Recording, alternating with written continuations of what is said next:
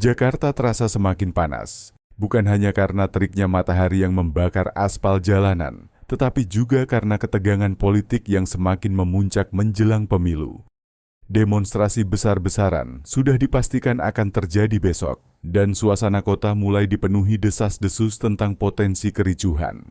Di sebuah kafe kecil di Menteng, Bayu Prasetya, seorang jurnalis investigasi muda, duduk dengan ekspresi serius. Di hadapannya, layar laptop menampilkan berbagai berita dan laporan mengenai aksi unjuk rasa yang akan berlangsung. Ia menyesap kopinya, mencoba mencerna informasi yang baru saja ia terima. "Besok bakal besar, Bay," ujar Rina, fotografer lapangan yang selalu menjadi tandemnya dalam liputan berbahaya. Ia menaruh kameranya di meja dengan hati-hati, lalu menatap Bayu dengan sorot mata penuh kewaspadaan. "Aku dengar dari beberapa mahasiswa, mereka nggak akan bubar sampai tuntutan mereka dipenuhi." Bayu mengangguk, pikirannya masih berkutat pada email yang baru saja ia terima dari sumber anonim. Pesan itu singkat, tapi mengandung peringatan yang cukup mengusik.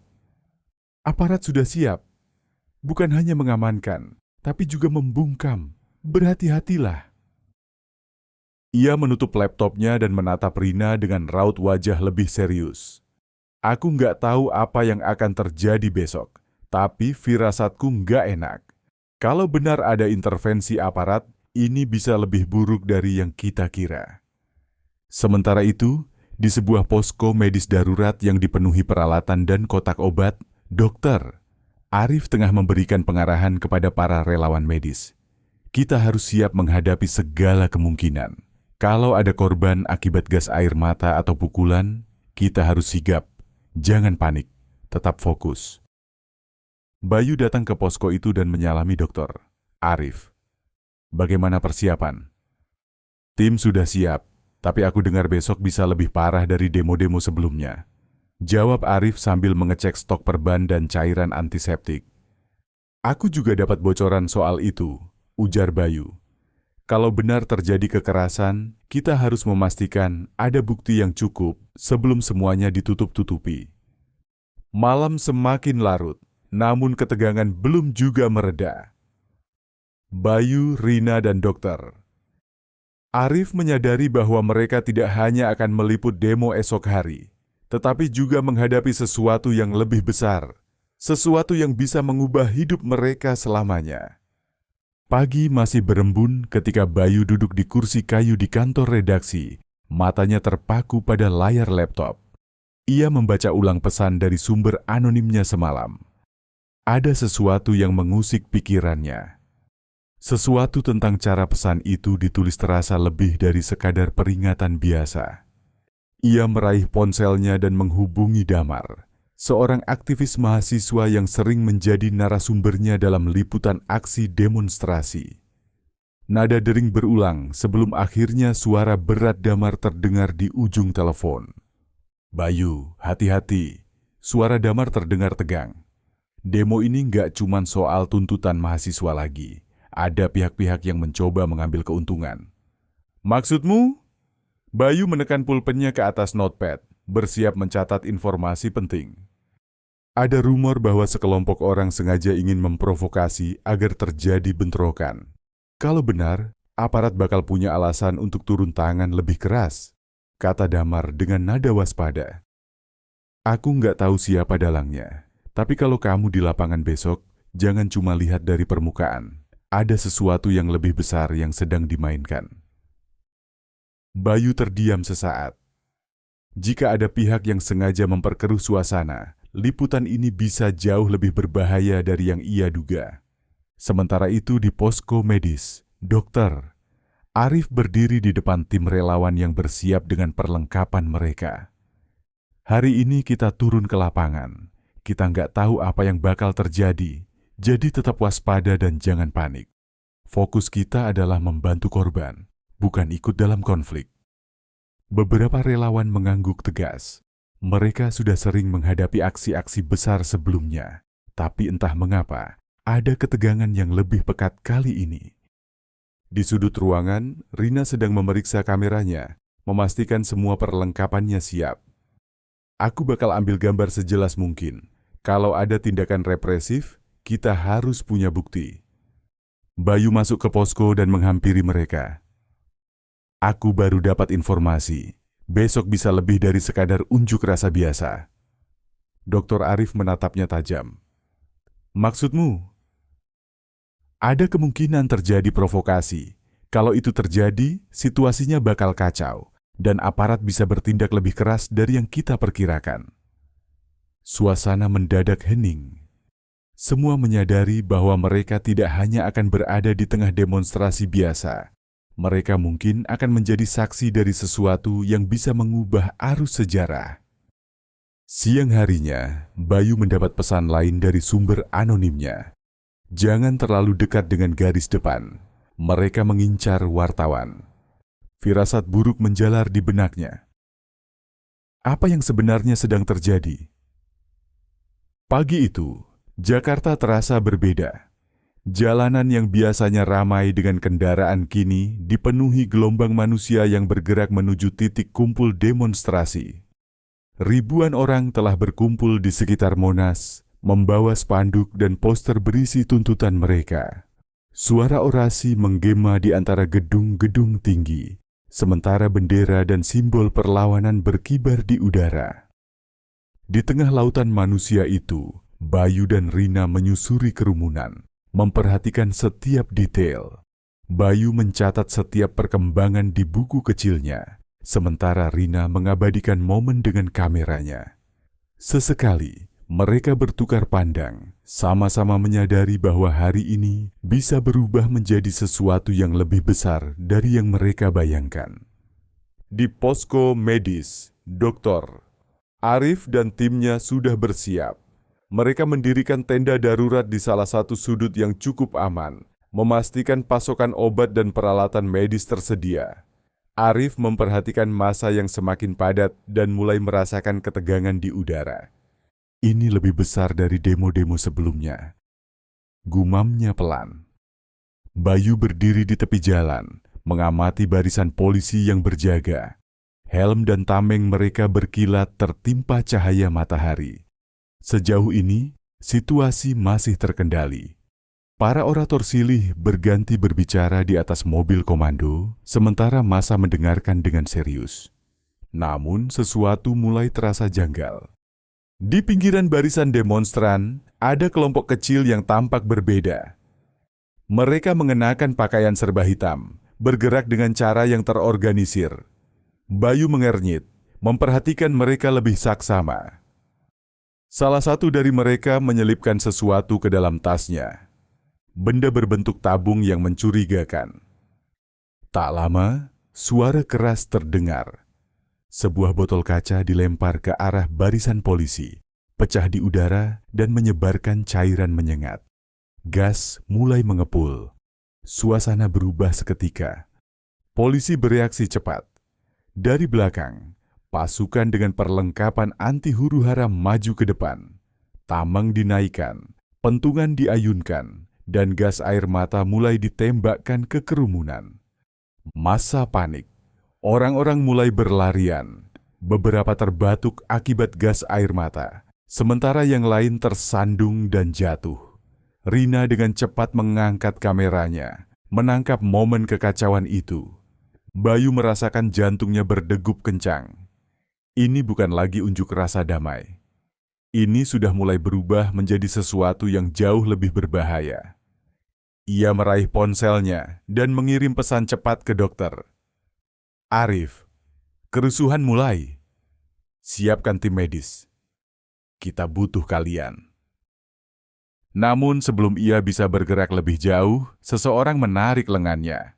Seorang pria bertudung, dengan wajah setengah tertutup masker, mendekat dan berbisik, "Jangan terlalu dekat. Mereka sudah menandai kalian."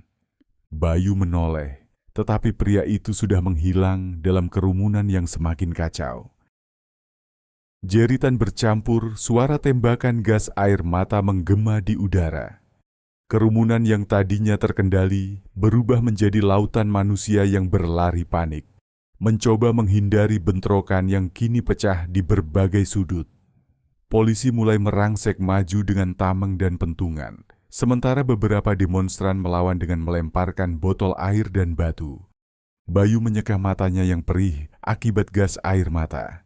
Ia menarik Rina ke samping sebuah gerobak yang ditinggalkan, mencoba mencari celah untuk merekam kejadian ini.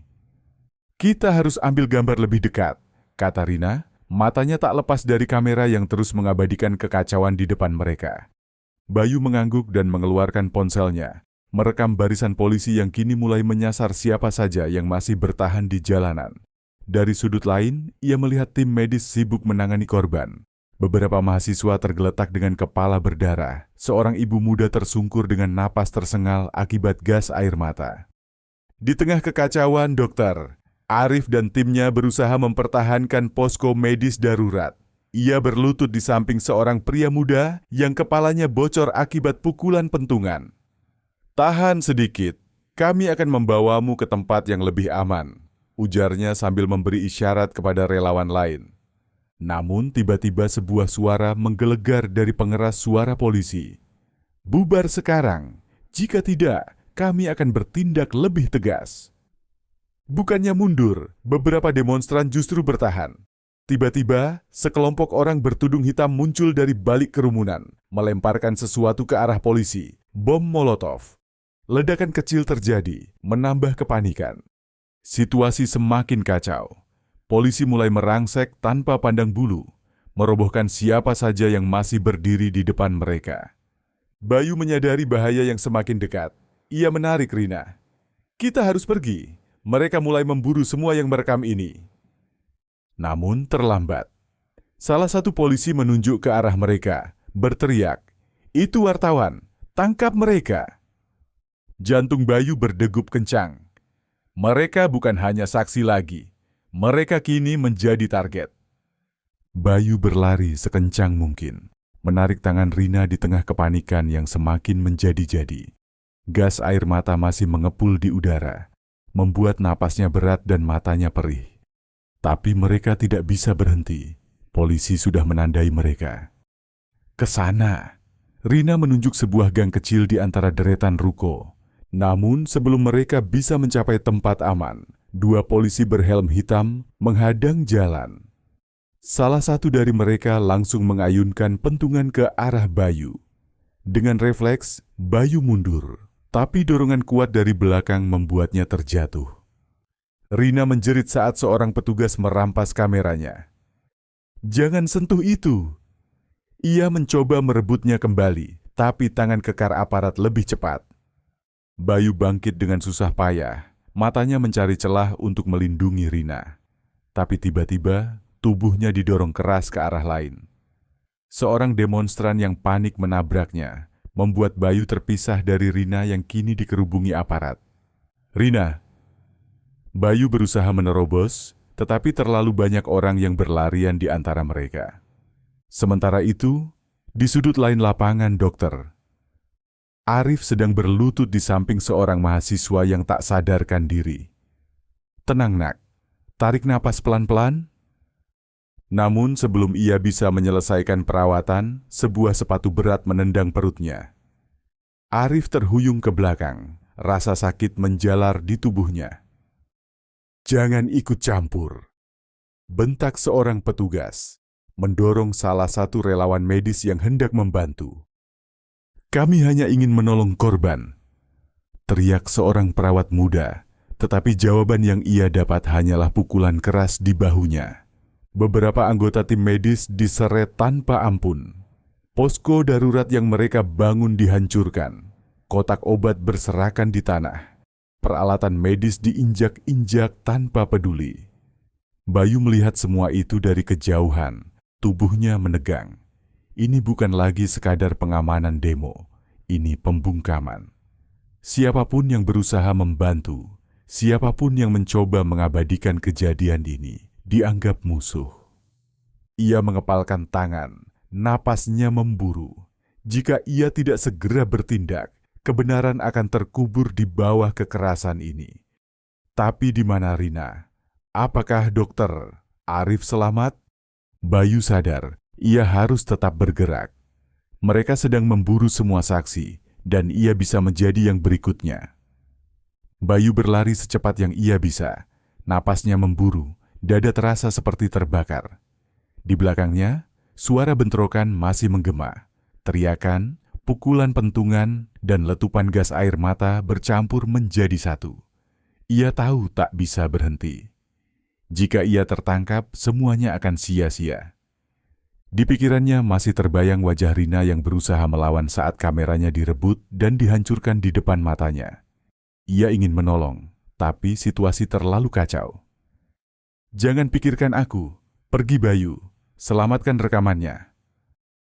Itu kata terakhir yang ia dengar sebelum dua polisi menyeret Rina menjauh. Bayu menggenggam erat ponselnya, satu-satunya harapan yang tersisa. Ia berhasil merekam bentrokan, kekerasan aparat, bahkan saat tim medis dipukul dan ditangkap. Ini bukan sekadar bukti. Ini adalah kebenaran yang tak boleh terkubur. Ia berbelok ke sebuah gang sempit, tubuhnya menempel ke dinding, menahan napas saat beberapa aparat berlari melewati lorong. Degup jantungnya terasa seperti genderang perang di telinganya. Tapi ada satu pertanyaan yang terus mengganggu pikirannya. Di mana dokter Arif? Bayu mengeluarkan ponselnya dan mencoba menghubungi nomor dokter itu. Tidak tersambung. Ia mengetik pesan cepat. "Dok, di mana? Tim medis ditangkap. Laporkan posisimu." Tak ada balasan. Bayu menatap layar ponselnya dengan rahang mengeras. Dokter Arif bisa saja terluka, atau lebih buruk, dibawa tanpa jejak. Pilihan itu kini ada di hadapannya. Kabur dan menyelamatkan diri, atau bertahan dan mencari cara untuk mengungkap kebenaran. Di kejauhan, sirin berbunyi, langkah sepatu berat mendekat. Tak ada waktu lagi. Dengan sisa tenaga, Bayu kembali berlari. Ia tahu, jika ingin kebenaran ini tersampaikan, ia harus bertindak cepat sebelum semuanya terlambat. Bayu berdiri di dalam sebuah warung kopi kecil. Napasnya masih tersengal setelah melarikan diri. Tangannya gemetar saat menggenggam ponsel, satu-satunya alat yang masih menyimpan bukti kekerasan aparat. Ia menekan nomor seorang jurnalis senior yang dikenalnya, Budi Santoso, seorang wartawan investigasi berpengalaman yang pernah membongkar kasus-kasus besar. "Mas Budi, aku butuh bantuan." Suaranya bergetar. Di seberang ada keheningan sebelum suara serak pria itu menjawab, "Kau di mana sekarang?" "Tidak bisa bilang. Aku punya bukti soal demo tadi. Polisi menyerang tim medis dan jurnalis. Ini bukan sekadar pembubaran massa, Mas. Mereka ingin menutupi sesuatu." Budi menghela napas panjang. "Bayu, kau tahu, ini bukan main-main kan? Banyak jurnalis yang sudah diperingatkan untuk tidak menyentuh kasus ini." Bayu mengepalkan tangan. "Kalau kita diam, mereka menang. Rina ditangkap, kameranya dihancurkan. Dokter Arif menghilang. Aku tidak bisa tinggal diam."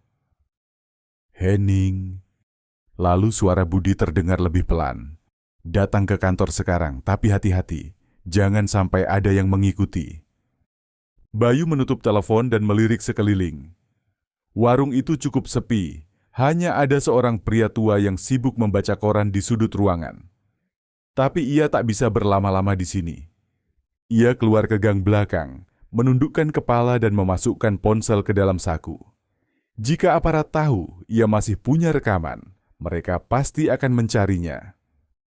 Di kantor berita tempat Budi bekerja, Bayu menatap layar komputer dengan gugup. Ia baru saja mentransfer file videonya ke beberapa flash drive sebagai cadangan. Budi mengamati rekaman itu dengan ekspresi serius. "Ini bukti kuat, tapi kita harus pintar menyebarkannya. Jika langsung diunggah, mereka bisa menekan media atau menghapusnya." Bayu mengangguk. "Aku berpikir untuk menghubungi media internasional atau aktivis HAM. Jika berita ini keluar dari Indonesia, mereka tidak bisa menutupi semuanya." Budi menatapnya tajam. "Kau tahu risikonya, kan?" Bayu mengangguk. "Ini bukan soal aku, ini soal mereka yang sudah jadi korban." Budi menghela napas. "Baiklah, kita susun strategi, tapi kita harus cepat, karena saat ini Mereka pasti sedang mencarimu. Bayu duduk di sebuah ruangan kecil di kantor berita tempat Budi bekerja. Matanya terpaku pada layar laptop, mengulang kembali rekaman kekerasan yang ia dapatkan di lapangan. Pikirannya berputar cepat, menyusun strategi untuk menyebarkan bukti ini tanpa terlacak. Tiba-tiba, ponselnya bergetar, nomor tak dikenal. Dengan hati-hati, ia mengangkat. "Halo?" Suara di seberang terdengar terburu-buru. "Bayu, ini aku, Damar." Bayu langsung mengenali nama itu. Damar adalah salah satu informan yang memberinya bocoran bahwa demo akan diintervensi aparat. "Ada apa? Kau di mana?" Namun alih-alih jawaban, yang ia dengar hanya suara napas berat. Kemudian suara bergesekan, seolah ponsel itu jatuh ke tanah. Lalu hening. "Damar? Damar?" Tak ada jawaban, hanya suara samar seseorang berbicara di kejauhan, lalu nada sambung terputus. Jantung Bayu berdegup kencang. Dengan cepat, ia mencoba menghubungi kembali, tetapi nomor itu sudah tidak aktif. Beberapa jam kemudian, Bayu menerima pesan dari seorang kenalannya di media lain. "Bayu, ini serius. Damar ditemukan tewas tadi pagi. Kecelakaan," katanya. "Tapi ada sesuatu yang janggal. Hati-hati." Darah Bayu berdesir. Ia membuka berita di internet. Benar saja, ada laporan tentang seorang pria yang tewas dalam kecelakaan tunggal. Motor yang dikendarai Damar menabrak trotoar dan jatuh ke sungai. Tapi Bayu tahu, Damar bukan orang yang sembrono. Ini bukan kebetulan. Seseorang membungkamnya. Malam itu Bayu duduk di apartemennya dengan pikiran kacau. Damar tewas, Rina ditangkap dan dokter. Arif menghilang tanpa jejak. Ia menghubungi nomor dokter. Arif lagi, tetapi tetap tidak tersambung. Putus asa, ia mencoba menghubungi keluarganya. Suara seorang perempuan menjawab, "Halo." Bayu mengenali suara istri Dokter Arif, Nadia. "Mbak Nadia, ini Bayu. Apa ada kabar dari dokter?" Di seberang, Nadia terdengar gelisah. "Tidak, Mas Bayu. Dia tidak pulang sejak demo itu. Saya sudah cari ke rumah sakit, ke kantor PMI, bahkan ke kantor polisi, tapi tidak ada namanya dimanapun." Bayu mengepalkan tangan. "Mbak, saya janji akan cari tahu. Kita akan menemukan dokter Arif." Saat ia menutup telepon, hanya satu hal yang ia sadari. Ia tidak hanya menghadapi aparat yang brutal. Ada kekuatan yang lebih besar, lebih gelap, yang berusaha mengubur kebenaran ini. Dan jika ia terus maju, nyawanya mungkin jadi taruhannya. Bayu duduk di meja kerjanya yang berantakan. Tangan kanannya menggenggam ponsel erat, sementara pikirannya berkecamuk. Sudah lebih dari 24 jam sejak Rina ditangkap, dan ia belum mendapat kabar apapun tentangnya. Ia menarik napas dalam, lalu mencoba menelepon nomor Rina. Nada sambung berbunyi beberapa kali sebelum akhirnya terhubung. "Rina, ini aku Bayu." Suaranya penuh harapan. Namun bukannya suara sahabatnya. Yang terdengar adalah suara laki-laki asing, dingin dan tegas. "Kami sudah memperingatkanmu, Bayu." Jantung Bayu mencelos. "Siapa kau? Di mana Rina?" "Kau masih punya kesempatan untuk berhenti. Jika kau terus menggali, kau tahu apa yang akan terjadi." Lalu sambungan terputus. Bayu menatap layar ponselnya dengan tangan gemetar. Ancaman itu jelas. Mereka tahu dia masih berusaha mengungkap kebenaran, dan sekarang mereka bermain lebih keras. Beberapa jam kemudian, di sebuah kedai kopi kecil yang sepi, Bayu bertemu dengan Budi dan beberapa rekan jurnalis lainnya. "Ini sudah terlalu gila," kata seorang jurnalis muda bernama Raffi. "Damar mati, Rina ditahan, Dokter Arif menghilang. Sekarang kau mendapat ancaman langsung." Budi menyesap kopinya, wajahnya tampak lebih tua dari sebelumnya. "Kita sudah tahu risiko jadi wartawan investigasi, tapi ini lebih dari sekadar pemberitaan, Bayu. Ini konspirasi." "Kita harus cari cara lain," sela Raffi. "Aku kenal seseorang di organisasi HAM internasional. Mereka bisa membantu menekan pemerintah jika kita berani membawa kasus ini ke luar negeri. Bayu termenung. Membawa kasus ini ke dunia internasional berarti perang terbuka dengan pihak yang ingin membungkamnya. Risiko tidak hanya pada dirinya, tetapi juga pada Rina dokter, Arif, bahkan keluarga mereka. Ia menggenggam gelas kopinya erat. Jika kita lakukan ini, kita tak bisa kembali lagi.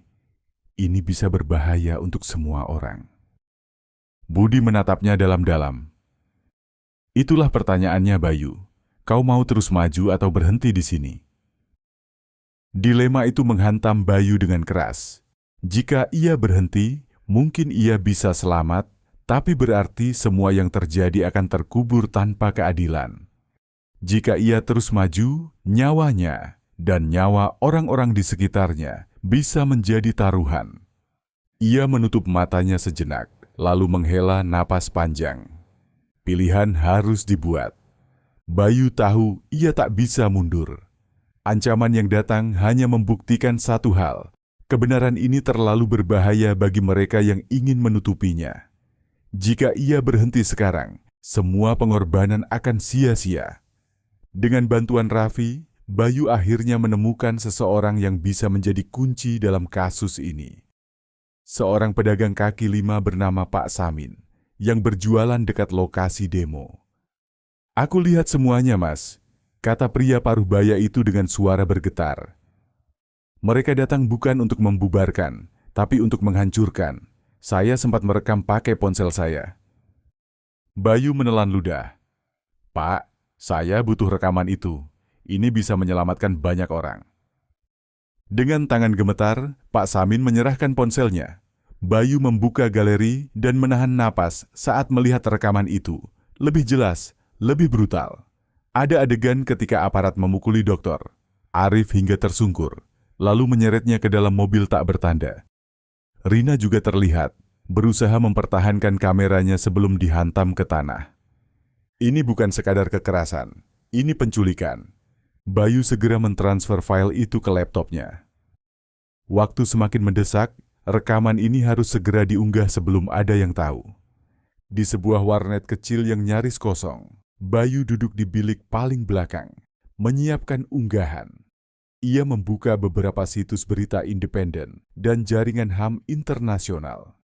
Jika ia berhasil menyebarkan ini ke luar negeri, pihak berwenang tak akan bisa mengabaikannya. Tangan Bayu bergerak cepat, mengompres video agar lebih mudah diunggah. Keringat dingin mengalir di pelipisnya. Tiba-tiba, brak! Pintu warnet didobrak. Bayu refleks menoleh. Dua pria berbadan tegap dengan wajah tertutup masker masuk, mata mereka langsung mencari sesuatu atau seseorang. Bayu. Tanpa pikir panjang, Bayu mencabut flash drive dari laptopnya dan menyelipkannya ke dalam saku. Tapi gerakannya ketahuan. "Hei, dia di sana." Bayu bangkit dan langsung berlari ke pintu belakang. Tapi belum sempat ia keluar, pukulan keras menghantam punggungnya, membuatnya tersungkur ke lantai. Ia berusaha merangkak, tetapi tendangan keras mengenai dadanya. Napasnya tersengal. Ponselnya jatuh, layar menyala dengan unggahan yang hampir selesai, 97%. Salah satu pria menarik kerah bajunya, menatapnya tajam. "Kau terlalu banyak bicara, Bayu." Bayu menatap layar ponselnya yang masih mengunggah file. Hanya 3% lagi. Tapi sebelum ia bisa bergerak, tinju keras menghantam wajahnya. Dunia langsung gelap. Bayu terbangun dengan kepala berdenyut hebat. Darah mengering di pelipisnya. Tubuhnya terasa remuk setelah dihajar habis-habisan. Ia tersadar berada di sebuah kamar sempit yang penuh bau pengap. Saat berusaha bangkit, seseorang menyentuh lengannya. "Jangan bergerak terlalu cepat." Bayu menoleh dan melihat Raffi. Temannya itu tampak cemas, tetapi juga lega. "Kami menemukanmu di gang belakang warnet. Hampir saja mereka membawamu pergi," jelasnya. Bayu mengingat apa yang terjadi. rekaman, unggahan, dan para pria bertopeng yang menyerangnya. Ia merogoh saku celananya, mencari flash drive. Kosong. Data flash drive-nya, tanyanya panik. Raffi mengangkat sebuah benda kecil berwarna hitam. Kami menemukannya di dekatmu. Beruntung mereka tidak sempat mengambil ini. Bayu menghela napas lega, tetapi kegelisahannya belum hilang. Ia tahu sekarang dirinya menjadi buronan. Malam itu, Bayu bersembunyi di sebuah rumah kontrakan milik aktivis HAM yang dikenal Budi.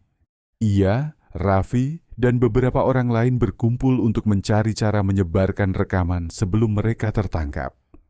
Aku sudah mencoba mengunggah rekaman ini ke beberapa situs, kata seorang aktivis bernama Sita. Tapi semua situs itu langsung diblokir. Ini berarti mereka memantau internet, gumam Bayu. Kita harus cari cara lain. Saat mereka berpikir, seorang pria tua yang sejak tadi diam akhirnya angkat bicara. Aku punya sesuatu yang lebih mendesak.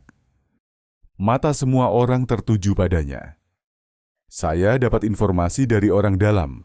Lanjutnya. Dr. Arif masih hidup, tapi dia disekap di tempat rahasia. Lokasinya belum jelas, tapi ada kemungkinan dia dipindahkan dalam waktu dekat. Jantung Bayu berdegup kencang. Di mana kemungkinan tempat itu? Ada sebuah gudang tua di pinggiran kota, sering digunakan untuk operasi rahasia. Jika kita ingin menyelamatkannya, kita harus bergerak cepat. Suasana dalam ruangan menjadi tegang. Mereka bukan hanya harus menyebarkan rekaman, tetapi kini juga harus merancang penyelamatan. Budi menatap Bayu. Kau yakin ingin melanjutkan ini? Sekarang kau bukan cuma jurnalis, kau buronan. Bayu mengepalkan tangan. Rina masih ditahan, dokter. Arif dalam bahaya, dan rekaman ini harus sampai ke publik. Jika ia menyerah sekarang, semua yang telah mereka korbankan akan sia-sia. Ia mengangkat wajahnya dengan tekad bulat. Kita lakukan dua hal sekaligus, menyelamatkan Dr. Arif dan menyebarkan kebenaran. Malam turun ketika Bayu dan timnya bersiap di dekat gudang tua yang disebut sebagai lokasi penyekapan Dr. Arif. Angin malam berembus kencang, menambah ketegangan di dada mereka. Kita punya waktu sedikit, bisik Raffi mengamati area sekitar lewat teropong malam. Ada dua penjaga di pintu depan, satu di menara atas dan beberapa lainnya mungkin di dalam. Bayu menarik napas dalam. Kita harus bertindak cepat. Begitu kita masuk, kita tak punya banyak waktu sebelum mereka menyadari keberadaan kita. Budi mengangguk. Tim pertama menyusup dari belakang untuk mencari Arif. Tim kedua siap dengan kendaraan untuk kabur. Bayu mengepalkan tangan. Ini bukan lagi sekadar liputan berita. Ini adalah perjuangan mempertaruhkan nyawa. Mereka bergerak dalam bayangan, merayap di antara semak-semak menuju sisi belakang gudang. Raffi dan dua aktivis lainnya menyelinap lebih dulu, berhasil menjinakkan satu penjaga tanpa suara. Setelah masuk, mereka menyusuri lorong gelap berbau apak. Suara langkah kaki dan dengungan listrik samar terdengar. Tahanan ada di bawah, bisik Sita sambil menunjuk pintu besi kecil di sudut ruangan. Bayu membuka pintu perlahan. Di dalamnya, dokter. Arif duduk di lantai dengan tangan terikat dan wajah penuh luka lebam. Dokter! Bayu setengah berbisik menghampirinya. Arif membuka mata dengan lemah sebelum kesadarannya pulih seketika. Kalian harus segera keluar. Mereka bisa kembali kapan saja. Justru itu yang akan kita lakukan, ujar Raffi sambil memotong tali di pergelangan tangan Arif. Namun sebelum mereka bisa bergerak, alarm berbunyi. Mereka telah ketahuan. Cepat, keluar dari sini! Budi berteriak. Tim langsung berhamburan, berlari menuju kendaraan yang menunggu di luar. Bayu membantu dokter, Arif, tetapi langkah mereka terhambat oleh teriakan dan suara tembakan di belakang mereka. Saat hampir mencapai kendaraan, Bayu melihat beberapa aparat muncul dari sudut gelap, mengacungkan senjata. "Ayo cepat!" Raffi berteriak dari dalam mobil. Bayu mendorong Arif ke dalam, memastikan semua orang selamat. Namun sebelum ia bisa melompat masuk, brak! Seseorang menubruknya dari belakang. Tubuhnya terhempas ke tanah, dan sebelum ia sempat bangkit, sebuah lutut keras menghantam punggungnya. Bayu menoleh dan melihat wajah seorang aparat bertopeng yang menahannya dengan paksa. "Pergi! Jangan tunggu aku!" Bayu berteriak. Mobil berakselerasi, meninggalkan debu dan bayangan yang semakin menjauh. Aparat itu menarik Bayu berdiri dan memborgol tangannya. "Kau pikir bisa mengalahkan kami?" Bayu hanya menatap tajam. Ia tahu, meskipun dirinya tertangkap, mereka telah berhasil menyelamatkan Dr. Arif, dan itu berarti harapan masih ada. Rasa sakit menyelimuti tubuh Bayu. Ruangan sempit dan gelap ini hanya memiliki satu lampu redup yang menggantung di langit-langit. Darah mengering di sudut bibirnya, keringat bercampur dengan debu di wajahnya. Seorang pria bertubuh kekar berdiri di depannya. Wajahnya tertutup bayangan. Suaranya dingin saat berbicara. "Kau pikir bisa melawan kami hanya dengan sebuah rekaman?" Bayu terdiam. Ia sudah dipukuli selama berjam-jam, namun ia tahu satu hal, mereka takut. Pria itu menyalakan rokoknya dan menghembuskan asap ke wajah Bayu. "Kami bisa membuatmu menghilang tanpa jejak. Berhenti sekarang atau..." Sebuah pukulan mendarat di perutnya. Bayu menggigit bibir, menahan teriakan. Namun tiba-tiba, brak! Pintu ruangan terbuka dengan kasar. Seorang aparat lain masuk dengan wajah tegang, membisikkan sesuatu ke telinga pria itu. Ekspresi wajahnya berubah. Ia menatap Bayu dengan tajam, lalu membuang rokoknya. "Kau beruntung," katanya dingin. "Tapi ingat, ini belum selesai." Di luar, dunia telah berubah. Sita dan Raffi berhasil menyebarkan rekaman kekerasan aparat. Dalam waktu beberapa jam, video itu menjadi viral. Media-media independen mulai memberitakan, dan organisasi HAM internasional menekan pemerintah.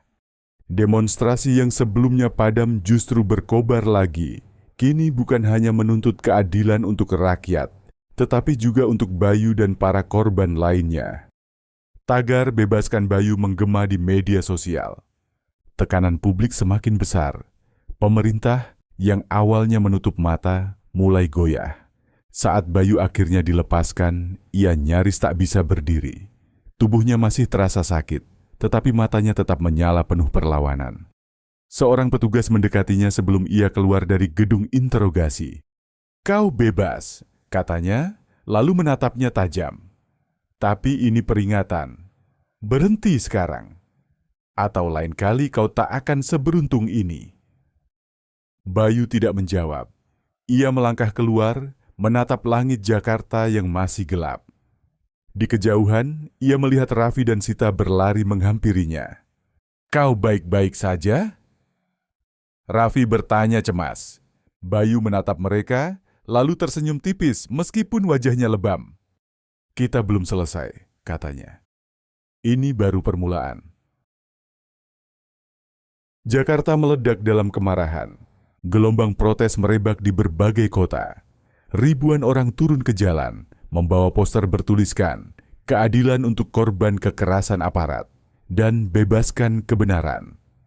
Tagar hukum pelaku brutal menjadi tren nomor 1 di media sosial. Di layar televisi, para pejabat terpaksa memberikan pernyataan. "Kami akan melakukan investigasi menyeluruh. Setiap aparat yang terbukti bersalah akan ditindak." Namun Bayu tahu ini hanya omong kosong. Di balik layar, ia mendapat bocoran dari seorang informan. Ada tekanan politik besar untuk menutupi kasus ini. Beberapa aparat mungkin dikorbankan untuk meredam amarah publik, tetapi dalang sesungguhnya masih aman. Di sebuah tempat persembunyian yang aman, Bayu, Rina, dan Dr. Arif duduk dalam ketegangan. "Kita harus terus menekan mereka," ujar Rina, wajahnya penuh tekad. Jika kita berhenti sekarang, semua yang sudah kita perjuangkan akan sia-sia. Tapi mereka tidak akan tinggal diam, sahut Dr. Arif. Mereka sudah menunjukkan bahwa mereka bisa menculik, menyiksa, bahkan membunuh. Bayu terdiam, menatap layar ponselnya yang terus bergetar dengan notifikasi dari berbagai media dan aktivis. Aku mendapat informasi kalau ada lebih banyak korban yang belum terungkap, kata Bayu akhirnya. Jika kita bisa mendapatkan bukti lebih banyak, kita bisa memaksa mereka untuk benar-benar bertanggung jawab. Rina mengangguk sementara Dokter Arif menghela napas berat. Kita punya dua pilihan, lanjut Bayu. Terus melawan dengan segala risiko, atau pergi sebelum mereka benar-benar membungkam kita. Ruangan itu sunyi. Akhirnya, Dokter. Arif menatap Bayu dan Rina dengan penuh kesungguhan. Aku sudah terlalu jauh untuk mundur, katanya. Kalau kalian siap, aku juga siap. Bayu dan Rina saling pandang. Mereka tahu, setelah ini tidak akan ada jalan kembali. Bayu menatap layar laptopnya. Jemarinya bergerak cepat di atas keyboard, menyusun setiap kata dengan hati-hati.